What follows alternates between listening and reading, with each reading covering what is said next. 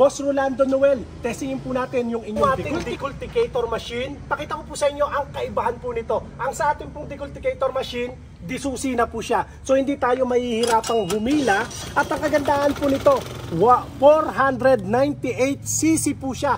Napakalaki ng makina po niyan, ha? Diesel operated. At sa atin po, 65,000 lang po yan, ha? Pakita ko po sa inyo, testingin po natin. Tingnan nyo, hindi na tayo mahihirapang humila, oh. Susi lang po yan.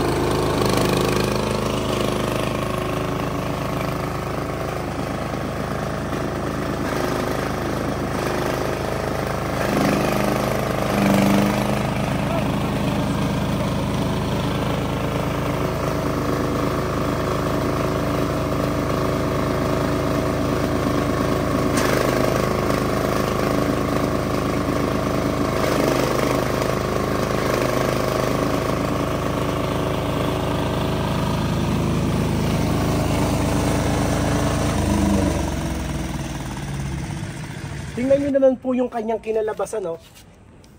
Linis na linis po yung kanyang coco fiber. Ginagawa po nila yung pan-design o kaya ay lubid. Ito naman po yung coco pit. Medyo madilim lang po, ha? Pero ayan po yan, no? Ayan po, oh.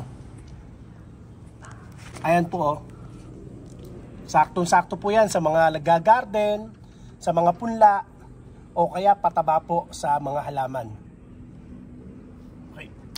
Sa lahat po ng mga interesado, pwede po kayong makipag-usap sa amin sa ating cellphone number na nakalagay po dyan sa inyong screen. Maraming salamat po mga kadiskarte at lalong-lalo na kay Boss Ronaldo. Ingatan nawa po kayo ng Panginoon. God bless po.